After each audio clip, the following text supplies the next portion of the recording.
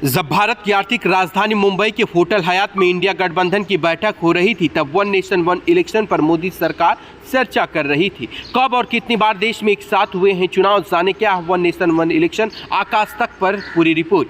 देश में एक बार फिर वन नेशन वन इलेक्शन को लेकर चर्चा जोरों पर है। सत्ता पक्ष जहां इसके समर्थन में है, वहीं विपक्ष पूरी तरह से विरोध में दिख रहा है। केंद्र की मोदी सरकार ने संसद का विशेष सत्र बुलाया है। 18 से 22 सितंबर के बीच 5 दिनों के विशेष सत्र में मोदी सरकार कोई बड़ा फैसला ले सकती है। यहाँ अभी इस विशेष सत्र का एजेंडा पब्लिक डोमेन में नहीं आया है, लिहाजा अटकलों का बाजार गर्म है। चर्चा है कि इस विशेष सत्र के दौरान केंद्र सरकार संसद में वन नेशन वन इलेक्शन को लेकर विशेष बिल संसद में पेश कर सकती है। पूर्व राष्ट्रपति रामनाथ कोविंद की अध्यक्षता में एक कमेटी एक देश एक चुनाव के सुनगुनाहट के बीच केंद्र सरकार ने पूर्व राष्ट्रपति रामनाथ कोविंद की अध्यक्षता में एक कमेटी का गठन किया है, जो इस मुद्दे पर सभी राजनीतिक दलों के साथ साथ अन्य लोगों से चर्चा करेंगे। दुनिया के कई देशों में लागू है वन नेशन और वन इलेक्शन। आपको बता दें कि एक देश एक चुनाव या वन नेशन वन इलेक्शन कोई नई बात नहीं है। कुछ लोग कह रहे हैं कि प्रधानमंत्री नरेंद्र मोदी यह एक नई चीज़ लेकर आए हैं, लेकिन मौजूदा समय में भी यह दुनिया के कई देशों में लागू है। भारत में 1967 में इस आधार पर देश में लोकसभा और राज्य में विधानसभा के चुनाव हो चुके हैं। उसके बाद 1970 में लोकसभा भंग कर दी गई और इसके कारण एक देश एक चुनाव की परंपरा भी खत्म हो गई। फिलहाल जर्मनी, हंगरी, इंडोनेशिया, स्पेन, दक्षिणी अफ्रीका जैसे देशों में एक बार चुनाव कराने की परंपरा आज भी है। आज़ादी के बाद लगातार 4 बार एक साथ हो चुके हैं चुनाव। वन नेशन वन इलेक्शन का मतलब पूरे देश में एक साथ लोकसभा और राज्य विधानसभाओं के चुनाव से है, यानी वोटर लोकसभा और विधानसभा के लिए एक दिन या चरणबद्ध तरीके से अपना वोट कर सकेंगे। आज़ादी के बाद देश में 1952, 1957, 1962 और 1967 में लोकसभा और विधानसभा के चुनाव एक साथ ही कराए गए, लेकिन 1968 और 1969 में कई विधानसभाएं समय से पहले हो गई। उसके बाद 1970 में लोकसभा भी भंग हुई, जिसके बाद देश में वन नेशन वन इलेक्शन की परंपरा खत्म हो गई। वन नेशन वन इलेक्शन पर तकरार पक्ष अपने हिसाब से इसके फायदे और नुकसान के बारे में बताने में जुटी हुई है।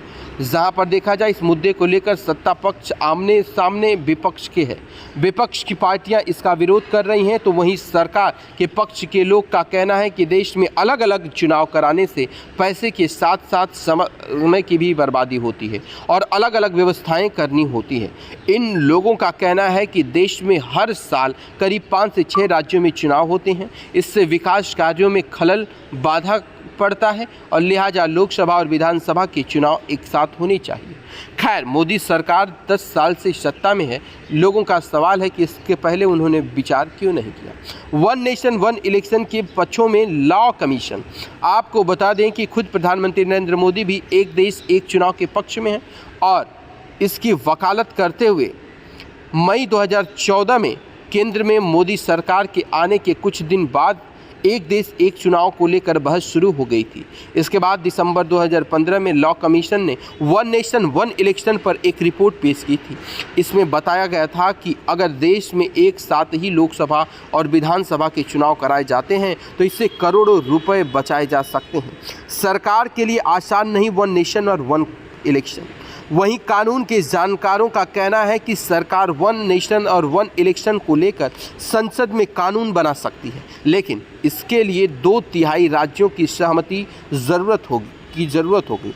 ऐसे नॉन बीजेपी पार्टियों की सरकार इसका विरोध करेंगी। देश में अगर एक साथ चुनाव कराया जाता है तो सवाल उठता है कि जिन राज्यों में अभी हाल में चुनाव हुए हैं और सरकारें बनी हैं, उनकी क्या बर्खास्त कर दिया जाएगा? यह है अपने आप में क्वेश्चन मार्क। ऐसे में इसके लिए कई कानूनी अड़चनें भी आ सकती हैं। वहीं पर असरुद्दीन ओवैसी ने भी अपना बयान वन नेशन वन इलेक्शन को लेकर दिया है। आम आदमी पार्टी के सांसद संजय सिंह ने भी इस पर अपनी प्रतिक्रिया दी है। वहीं पर भारत के सबसे बड़े सूबे उत्तर प्रदेश के वर्तमान मुख्यमंत्री योगी आदित्यनाथ ने भी इस पर अपनी प्रतिक्रिया दी है। अब यह देखना बड़ा दिलचस्प होगा कि 2024 के दंगल के मंगल से पहले क्या कुछ बदलता है। कुछ लोग कह रहे हैं कि इंडिया गठबंधन की बैठक से सत्ता पक्ष पूरी तरह से डर गया है, लेकिन मोदी ब्रांड के आगे क्या